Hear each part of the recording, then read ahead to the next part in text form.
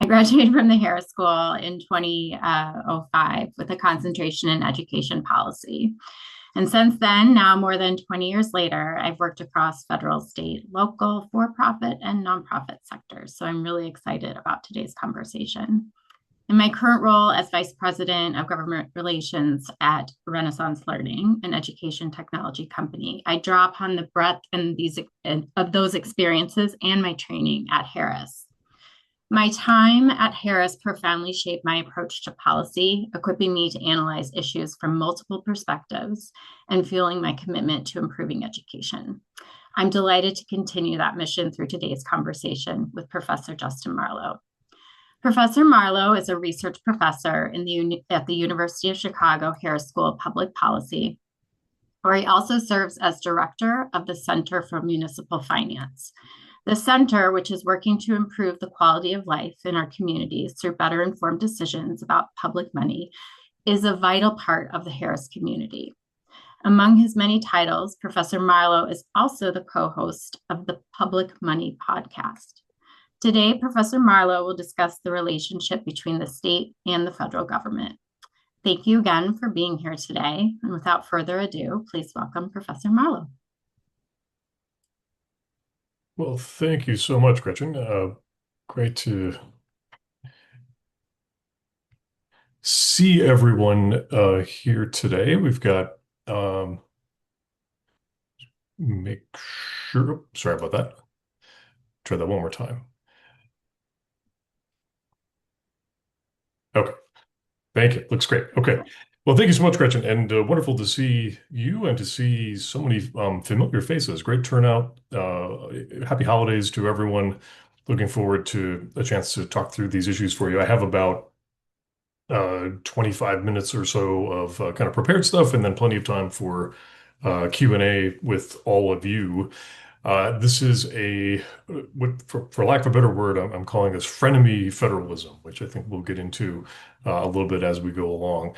So just a couple quick commercials. As was mentioned, here at the Center for Municipal Finance, we spend a lot of time thinking about the kinds of things that we're talking about here today. Admittedly, a lot of what I have to say today is sort of filtered through the lens of finance, of municipal finance in particular, but that's to be expected given that that's how we spend most of our days at the Harris School. But at the center, we, as was mentioned, are focused on improving the quality of life in our communities through better informed decisions, taxing, spending, borrowing, and investing. Come check it out at munifinanceuchicago.edu. Lots of interesting resources there for anyone really municipal finance inclined or otherwise. And was mentioned, we also have a podcast at the Center, the Public Money Pod. It's a lot of fun. Co-host with the great journalist Liz Farmer. We're now in our fourth season and have crossed something like 50,000 downloads and all that. So it's been a lot of fun to put all of that together. Check it out, like, subscribe, leave a 5-star review, as they say in the podcast business. And if you have suggestions for guests or topics or whatever it might be, don't hesitate to let us know. It's been a great way for us to keep in touch with alums and keep in touch with others kind of in the Harris School stakeholder network, because there's lots of different people interacting with lots of different dimensions of these issues. So check it out, the Public Money Pod. Okay, so three big takeaways for today. So obviously we can't talk about federal-state relations without talking about the One Big Beautiful Bill Act, OB3A, as it's sometimes called. And I have obviously that's been a real focal point for a much larger discussion about federal-state relations and how we're going to pay for public services at the local and state level going forward. But in many ways, it's also the continuation, or what we might even call the capstone, of some trends that we have seen unfold over the last several decades. And so it's one of the key points I want to make is that OB3A is really in many ways the capstone or the end of an era. It marks kind of both the culmination of that era and also the shift into something very, very different, but related nonetheless. And that's where I've come up with this notion of frenemy federalism. And within that, there's both tremendous challenges and I think some real opportunities for states and localities, both to collaborate more effectively amongst themselves and also to rethink priorities, reset priorities for what it is that state and local governments can and should do as they're thinking about a world of more limited resources and thinking about a world where they have to do things in much more creative and interesting sorts of ways. So just to kind of ground this in the recent experience, so we're all clear on kind of what we're talking about here. So what we have here is two quick examples. The one on the left is a rural hospital in Bowie County, Texas, that recently closed. And it closed in direct response, according to the administration at that hospital, to some of the cuts in rural healthcare, rural hospitals that have come about. In many ways, as a result of OB3A, but also in some ways preceding OB3A, some cuts in Medicaid that had been in place for some time. And we're seeing a lot of this now. We're actually seeing rural hospitals close outright. We're seeing many scale back their services. And when this happens, there's lots of things that go on. Certainly, one immediate concern at the local level, and this is exactly what happened in this Bowie County, Texas example, is that we saw something like a 30% spike in calls to local EMS, to local emergency medical services. And one of the challenges, of course, in a place like Bowie, Texas, is that when you have that kind of a spike in local EMS services, those are volunteer firefighters. This is not a professional staff that can just scale up as necessary. These are regular people doing this job. And so it puts real strain on local services, which has bled over and arguably, so to speak, into the county as a whole and forced that county government to rethink lots of different services, including what the sheriff does, including investments in rural roads and so forth. So the trickle-down effect here of federal policy moving into state Medicaid policy, moving into rural hospital, rural health care, and how that ultimately affects what goes on at the ground level, I think is a really good illustration of just the beginning, just the very tip of what we're likely to see a lot of here as states begin to think about how to respond, what the new playbook looks like. The on the right, you have Stroger Hospital, sort of keeping it in the healthcare space, but looking more specifically here locally. Uh, According to the administration at Stroger and at King County more generally, we're looking at something like a $400 million shortfall in Cook County's budget in the not too distant future as a result of some of these cuts. Cook County obviously has a lot more options for how to respond, but if you know anything about Stroger and the population that they serve, is obviously a very important critical care access hospital for the entire region. And so if we have less access at places like Stroger, we have local emergency rooms that are utilized more heavily. We have less preventive care happening. We have less prenatal care happening. We have less of a lot of things, which ultimately cost a lot of money particularly at the state level when we start talking about strain on state Medicaid programs. So when we talk about these federal state relationships, this is exactly what we mean. This is how this is beginning to play out in one very specific policy setting. Just as a refresher, so we're clear on what we mean by federalism. This is the old, this is of course on the brain. If you're anything like me, my daughter is taking AP American Government right now. And so this is, if you've ever been through that, you've seen these different models of federalism. So just to refresh everyone's memory, we have layer cake federalism, which was the sort of classic conception, very clear lines of responsibility between the federal government and the state government.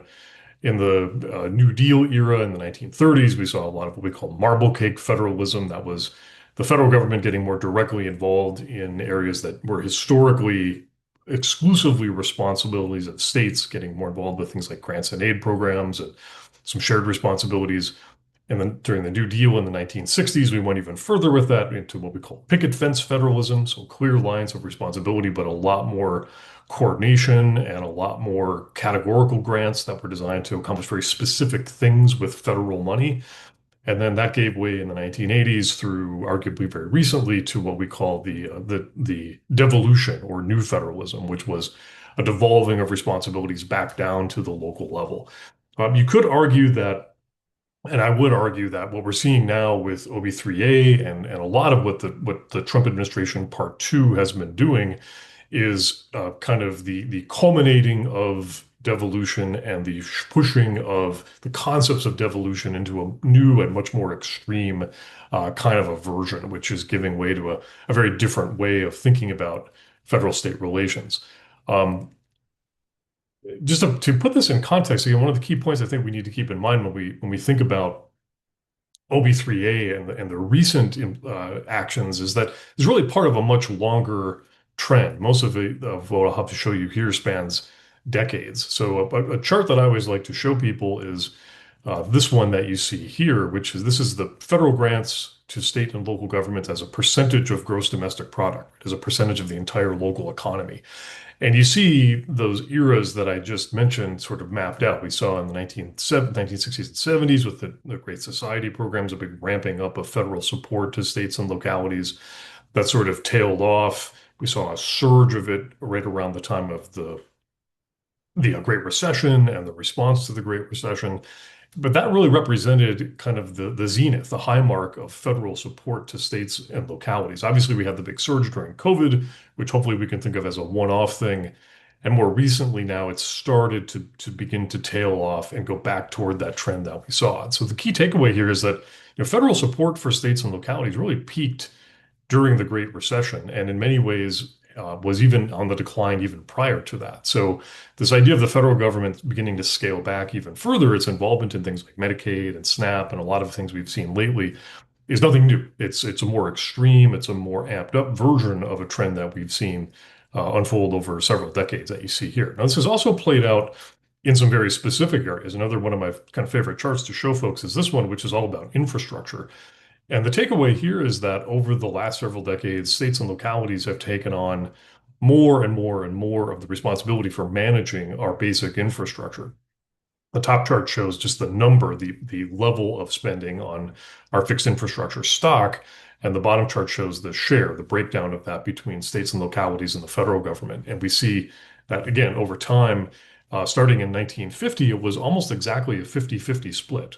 State and local governments were responsible for roughly half of our infrastructure. Federal government was responsible for the other half. And today it's closer to 80% state and local and about 20% federal. So lots of, again, long, slow change in who's responsible for maintaining a lot of our really basic infrastructure in the US. It's also played out in some very specific areas that have enormous implications for state budgets. So this is a little chart of Medicaid spending as a percentage of state budgets. In most states now, Medicaid is either the number one or number two spending item across their entire state budget, typically Medicaid and then education as the other. And with time, again, we see here going back in the last 25 years or so, the share of Medicaid as a share of state spending has really gradually increased on average from about 17% all the way up more recently to closer to 27%. That's a very meaningful increase. Now, it varies a lot state by state. Each of the lines that you see here is a state. And we've got Louisiana highlighted as the state where Medicaid is the largest share of state spending at just over 40%. And then Wyoming as a state with the lowest share of state spending devoted to Medicaid. So it's all over the map. But the key is that on average, we've seen an increase over time in Medicaid as a share of state budgets.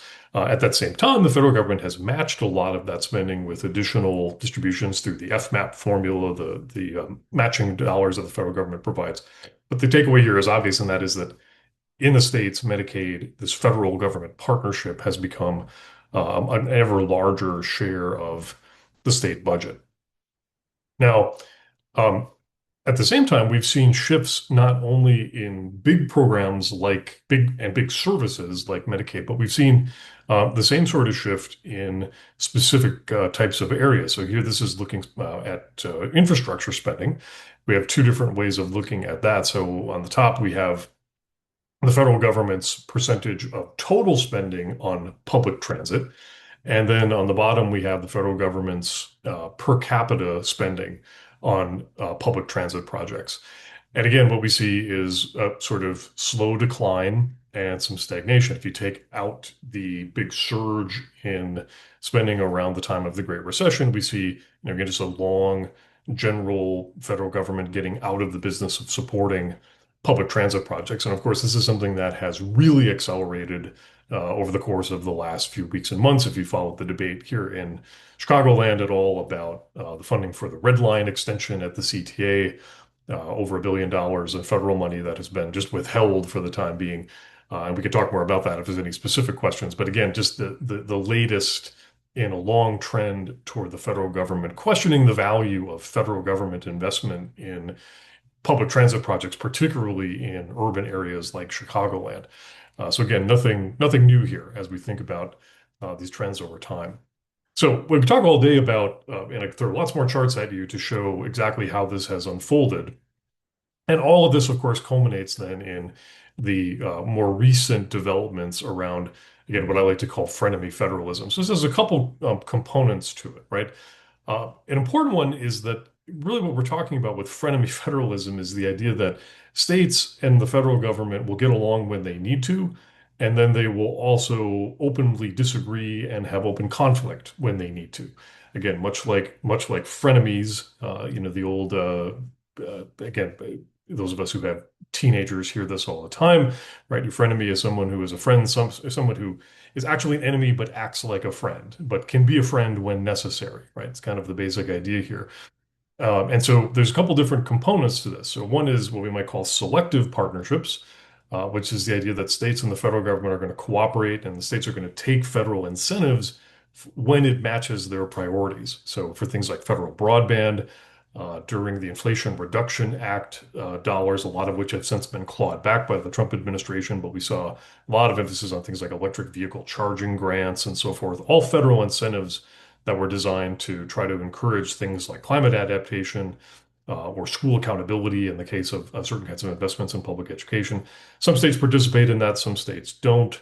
And when necessary, states are willing then to pivot away from those partnerships as they need to. Another important component of it is really what we might call competing channels of authority. So it's no longer clear who's doing what in a particular policy area. The answer to the question of which level of government is responsible for this particular policy area depends not on the policy area, as it did in the case of the old picket fence federalism, but rather on exactly where you're located. In certain areas and in certain, depending on the federal government's relationship with you, if you're in a blue state, if you're in a blue city, if you're in a red state, the federal government might have a very different relationship and in turn very different channels of authority, to work on things like transit, affordable housing, and that kind of thing. In other places, states have chosen to preempt federal guidance around things like local minimum wage, zoning. We've seen, particularly in California as of late, a very strong top-down mandate at the state level for affordable housing, which has affected the way cities and counties have engaged in planning and zoning decisions and will affect those for a long time. And of course, during COVID, we saw a lot in the public health space, right? Lots of variation in when states were willing to take federal guidance, not take federal guidance. And again, competing channels of authority, not always clear who's responsible for what. A lot more emphasis on federal preemption.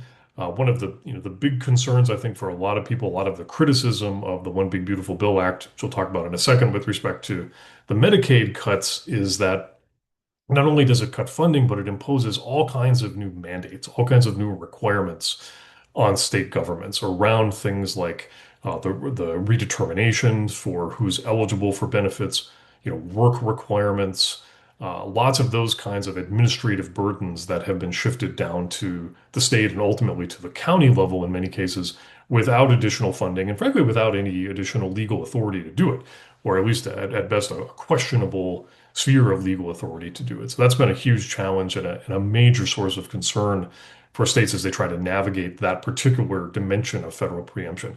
On the other end, we have things like this proposed federal moratorium on state level regulation of artificial intelligence, which could turn out to be, in many ways, far more consequential than what we've seen with Medicaid. The idea that the federal government is going to single-handedly decide that no state can regulate AI within its state boundaries. We can debate all day whether that's good policy or not. The key here, though, is that is very much in opposition to the longer term trend of devolving of these kinds of decisions down to the state level. Certainly in other social policy areas like reproductive rights and so forth, we've seen a lot more push toward state level decision making. But in other areas like AI, we've seen an open grab at authority taking part on the federal government. So again, very much depends on where the federal government has decided to preempt and where it has not decided to preempt. And I think a final feature of frenemy federalism relative to past years of federalism is just a lot more volatility and uncertainty. We look at all the litigation ongoing around areas like federal student loans, immigration policy, shifting grant criteria for discretionary grants. That was, of course, the story in the case of the CTA and the red line extension, kind of out of the blue. The Federal Transit Authority decided that the way that the CTA had awarded the grant dollars that somewhere had awarded contracts for that federal money, it turns out was not in accord with federal law. And some might argue that that was just a changing of the discretionary grant criteria, which the federal government is now doing in a way that it was not doing not that long ago. So this has certainly made things much more uncertain and chaotic for state and local governments going forward. This manifests in, I think, a lot of different ways. Let's talk specifically just about OB3A as it relates to Medicaid. And those of us in the sort of state and local budgeting world have been thinking of it in terms of what we're calling, for lack of a better word, $1 trillion gap, right? In effect, OB3A will take about $1 trillion out of state budgets directly as a result of the cuts the Medicaid cuts that OB3A calls for, but also all kinds of new mandates, all kinds of new administrative burdens that are going to be pushed down to the states as a result of this. A couple of them come to mind right away, and these are all based on estimates from the CBO and Kaiser and some others that work in this area.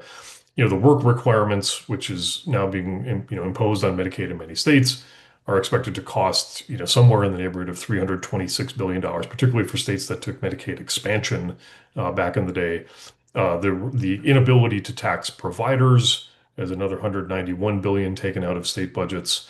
The requirements for state-directed payments and the cuts in certain state-directed payments, that's another 150 billion. And then all of the additional administrative costs associated with checking eligibility, re-verification, a lot of those things that I mentioned a moment ago. That's a huge chunk of money that states are going to need to come up with, for which there's no federal money, and for which many state Medicaid programs, which already run on pretty lean administrative overhead and pretty lean staffing, are going to have to find ways to come up with those resources. So it's a major, major shift over the next roughly decade in the way that states are going to have to budget, again, given just how important Medicaid is to most state budgets. On average, we're looking at something like a 29% cut. That $1 trillion is about 29% of the total spending that states now do on Medicaid, about 6% of total state tax revenues, and about 19% when you put it relative to state education spending. So again, major, major challenges here for how it is that states are going to want to respond to that. Another really interesting source of uncertainty that a lot of this has created has to do with the way investors think about state and local governments. If you know anything about our Center for Municipal Finance, we spend a lot of time focused on the municipal bond market. Municipal bonds are the main way that states and localities finance infrastructure improvements. They go out and borrow money, and then they pay that money back over time through tax revenues and other types of revenues that they collect. One of the things that we have seen is that, especially since the start of the second Trump administration, we've seen a tremendous new relationship between economic policy uncertainty and the way that investors look at municipal bonds. And the short takeaway from this particular chart is that since the early part of 2025, we've actually seen this interesting negative correlation between economic policy uncertainty, which we can measure through media accounts and other types of metrics, and municipal bond investor perceptions. In other words, as there's more uncertainty about economic policy, not the economy itself, not consumer sentiment, not unemployment, not the traditional measures of the economy, but rather economic policy. What is the federal government going to do around economic policy?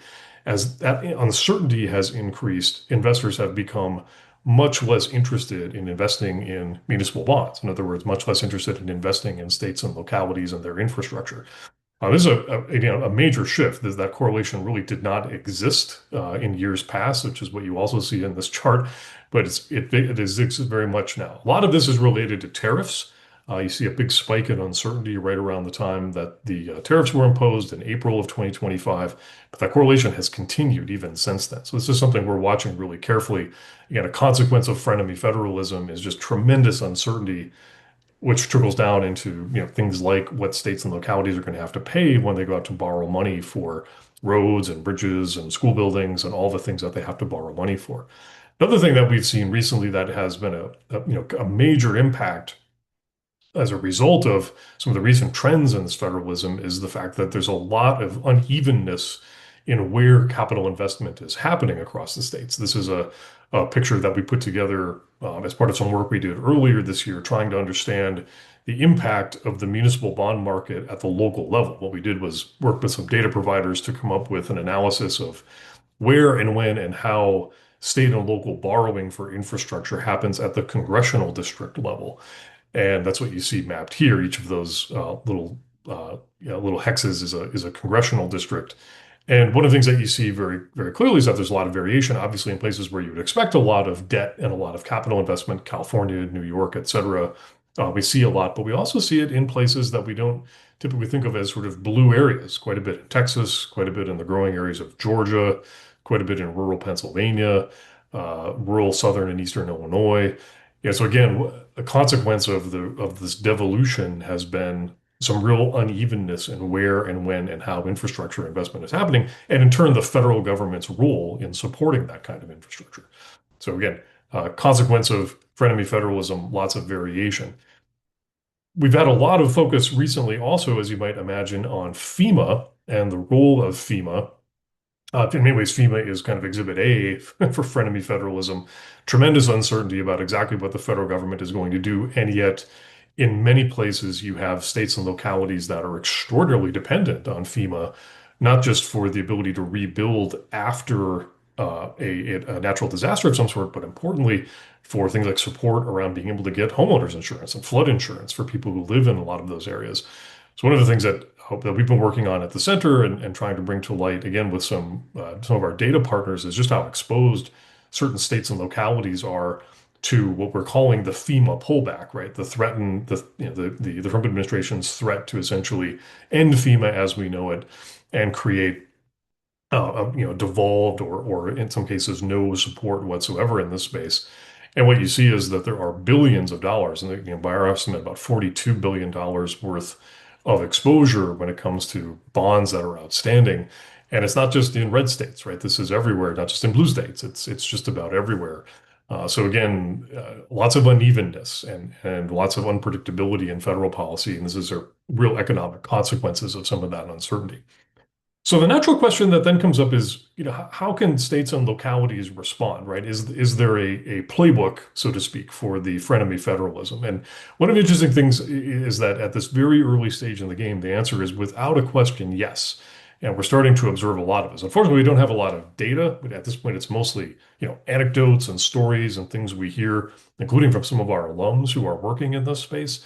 But there's definitely some patterns that I think are worth highlighting. So I've got four of them that I think we should mention right at this early stage in the game. And certainly this is something we'll be keeping a close eye on at the center and elsewhere going forward. So one has been a real emphasis on data, and which of course is great, plays very much to the Harris skill set. This is a message that we're trying to deliver to our students, over and over and over again, is that in many ways, the coin of the realm in frenemy federalism is data, the ability just to understand how this is working, how this is unfolding at the ground level. And so we've seen lots of interesting examples of this crop up. In the case of several states, including in Michigan in particular, one of the first responses that they took when they heard about these Medicaid cuts was to go to counties and to say, how is it that we can help streamline the process of beneficiaries accessing not just Medicaid benefits, but SNAP benefits, unemployment,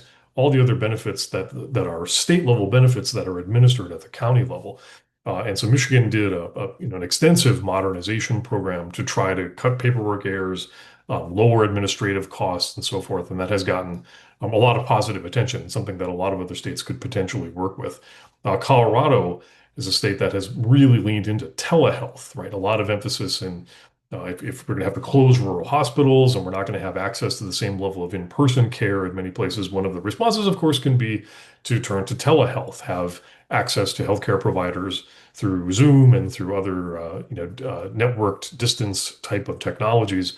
And so we've seen lots of states lean into that, trying to identify, where they can provide better coverage, where the gaps exist, where people don't have access to telehealth. But that's been a great way to leverage state and local resources. And then a lot of it, you can go into just about every state budget office, just about every governor's office has a data team that's looking at things like, where do SNAP recipients live? What does the SNAP participation data tell us? Where do where do the people who access rural health facilities live? Where are unemployment benefits most intensely concentrated? Really using data to understand and anticipate some of the impact of these cuts and trying to get out ahead a little bit of what sorts of investments can be made now to better understand in real time, what those disruptions are going to look like.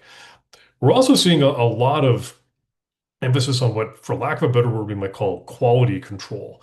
Some of this is obvious, and in places like Ohio was a really good example of a place that provided all sorts of state level stabilization grants to local health departments, or is going to continue to provide. Some of those will be funded through the federal government's rural health program, the $50 billion, I think it was, that's specifically designed to help rural health.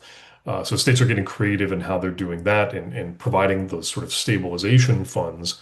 But we also saw lots of examples of that even during the pause on SNAP benefits, right, where we saw states provide stabilization grants to local food banks and to other types of providers to make sure that there wasn't an interruption in those benefits, even though those are technically federal benefits at the end of the day.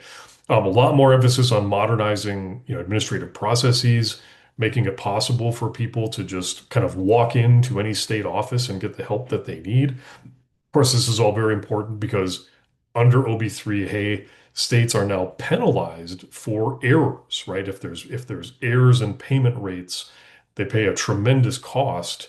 And so there's every incentive to try to stabilize that and root out those kinds of errors as much as possible.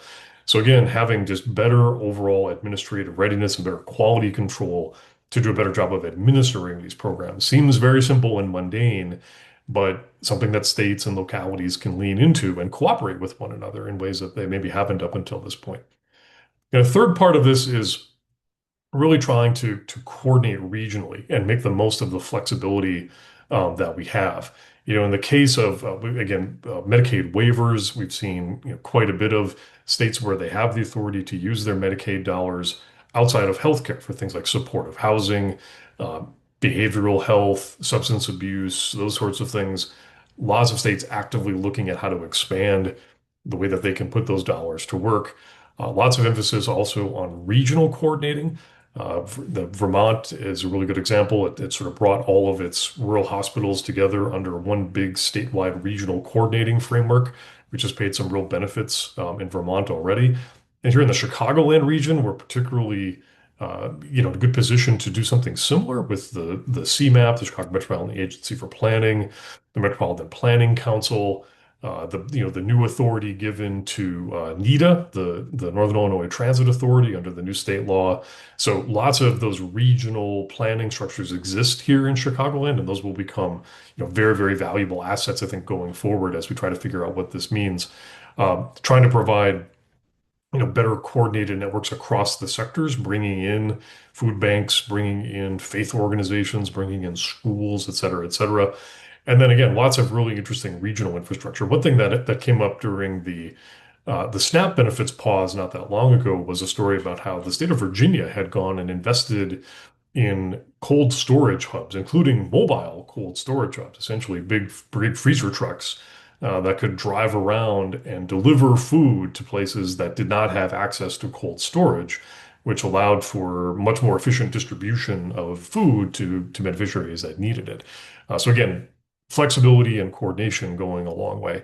And then an opportunity to do a lot more with partnerships, partnering with the nonprofit world, partnering with workforce development programs in the private sector, trying to provide better access through things like libraries and nonprofit organizations, and generally trying to put states in a position to better advocate for themselves and for the local governments that they serve through, again, all sorts of coalitions and frontline partnerships. So we could go on and on. Those are the four that come to mind right away when we think about the playbook for responding to frenemy federalism. That's what I have. I'm happy to take questions or concerns. It looked like there were a few in the chat, but we can take others too. Well, first of all, thank you so much, Professor Marlowe. My name is Maggie Elmarakbi. I'm from the advancement team. I'll kind of help facilitate some of the Q&A here, but I think that that was really informative, and we really appreciate your time. We have gotten a few comments in the chat and then some really great questions in the Q&A, which I would love to jump into. The first of which is really kind of about the overarching kind of consequences, I think, of this idea of frenemy federalism. Do you have a sense that some of the uncertainty and the unpredictability and the ways that that affects the bond markets and so forth is that an unintended consequence of federal government policy, or is that an intended consequence? Yeah, I think it certainly depends who you talk to. There are, I mean, well, as an example, I mean, I can only speak to the things that we've experienced directly, but the charts that I was showing a little bit ago about some of the work that we've done to understand the effects of the municipal bond market at the local level, particularly like at the congressional district level. That was a response to a debate that was happening earlier this year as part of the reconciliation process that became the OB3A, where Congress was, for the first time in recent years, looking very actively at whether or not to end the federal tax exemption for municipal bonds, essentially get the federal government out of the process of subsidizing or supporting those kinds of investments in infrastructure. And we didn't take a side, but we had plenty of people come to us and ask, just can you put some more information out there about what is this market? How does it work? What are the effects of this market? Where are these investments happening? And we did, and as part of that process, had the ability to talk to a lot of policymakers as this was happening in real time, and we got versions of both of the stories that you just said. There were certainly like congressional staffers who said, yes, this feels very deliberate. Like the point of this is to create chaos, create uncertainty, and then force decisions that you might not otherwise have if you had more time and more information and a little bit more clarity on who was trying to accomplish what and when.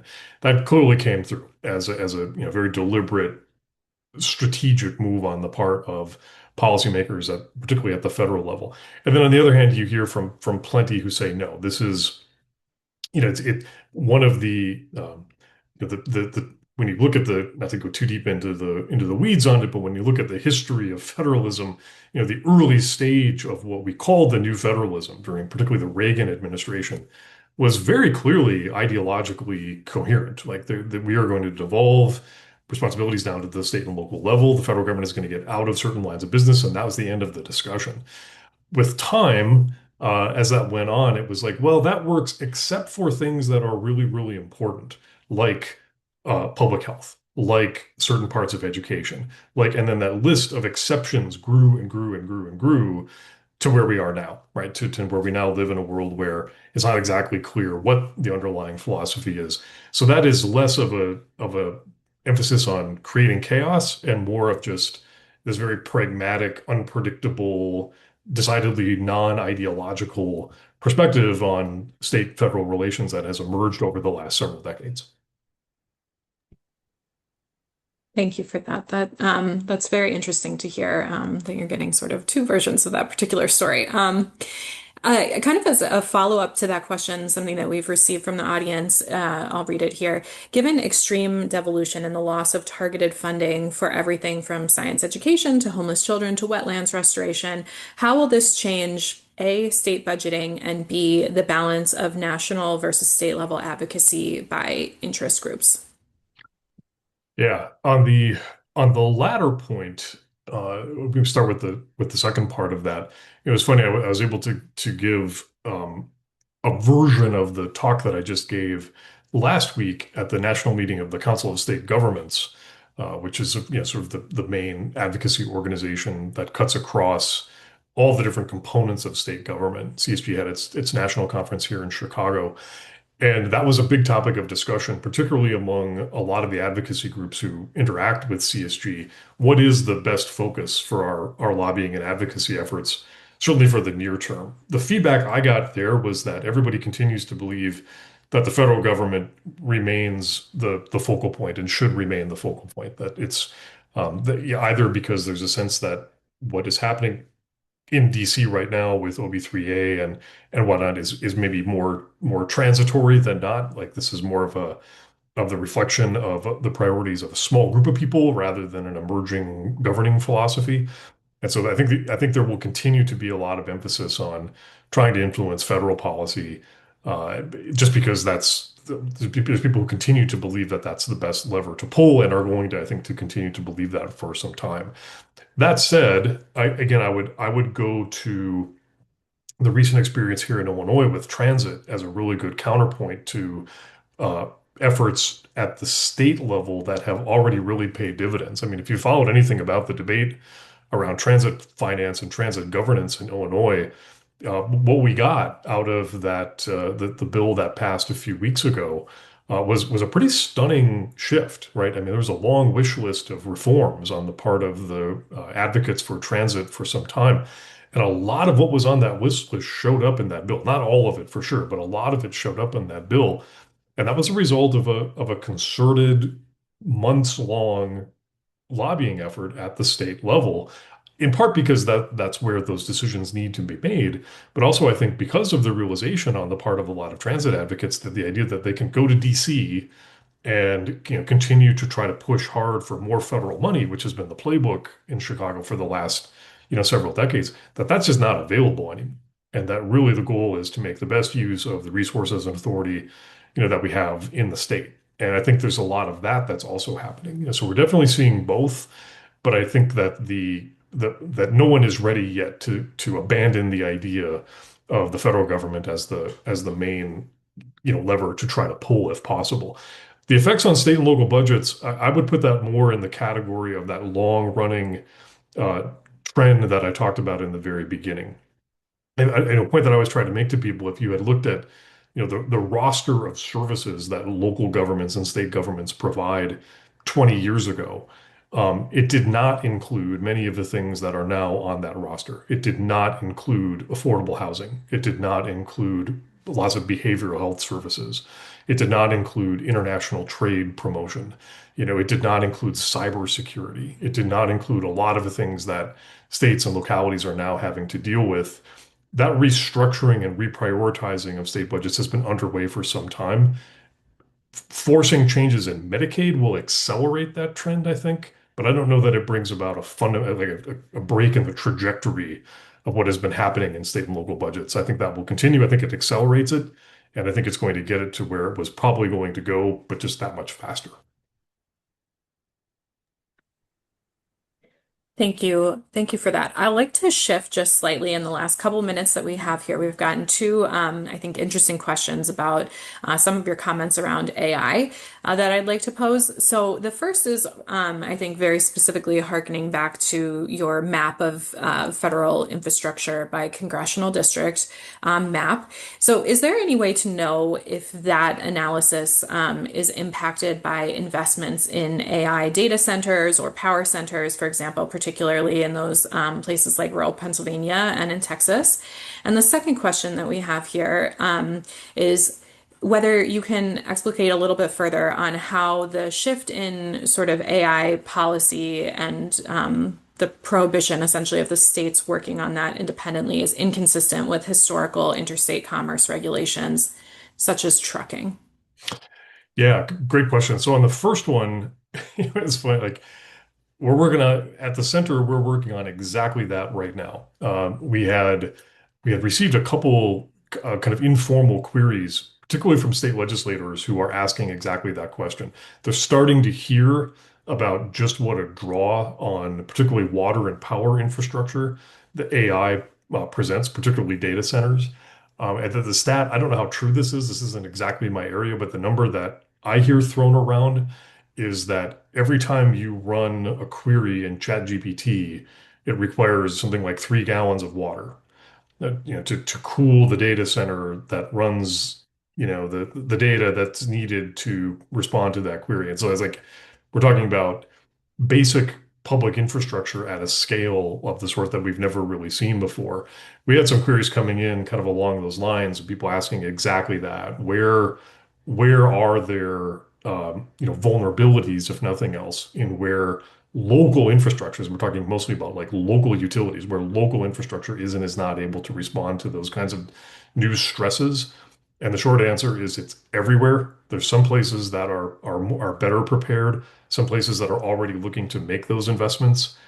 If you follow the municipal bond market at all, there are projections starting as soon as next year that the amount of municipal bonds that we can expect to see issued is going to increase something like 30 or 40%, and potentially every year going forward, in large part because of that, in large part because of the need to beef up water, electric, other kinds of basic public infrastructure. So yeah, we're working on that. We have the ability to go geographically and pretty granular to look at that, but there's definitely people asking those kinds of questions. On the question about regulating AI, then yeah, it's a really good question. And again, a little outside my world. I think that it comes down to the question of what is AI, and is it truly an interstate commercial activity, or is it something that's much more localized? Everything I just said would suggest that it's an extremely localized process. You might have ChatGPT or Claude or whatever it is that you're running that are national or international types of platforms, but how and when and where they interact with commerce and the way that they put demands on local infrastructure is a very local process. And I think that's where states are coming from when they say that they would like to have a lot more direct interface with when and where and how AI is regulated within their jurisdictions. So it's definitely a to be determined. But what the point I was making simply was this is the first time in a long, long time that the federal government has come out on an emerging technology, on something that is relatively new, and said we are going to preemptively preempt state authority in this space. Um, I think that's what makes this a little bit different, at least at this early stage in the game. Thank you so much, Professor Marlowe. We have a lot more questions flooding in, so clearly we need another hour with you. But I'm going to go ahead and turn things over to my colleague Emily to wrap us up here today. And again, thank you so much for your time, for your insights, and thanks everyone for joining us. Yes, thank you all so much for joining us today. Thank you to Professor Marlowe for a wonderful presentation. This has been recorded so we can share this out next week. We will have more events coming in the new year, so I hope to see you all in the new year, and I'm wishing you all a wonderful rest of your Thursday. Take care.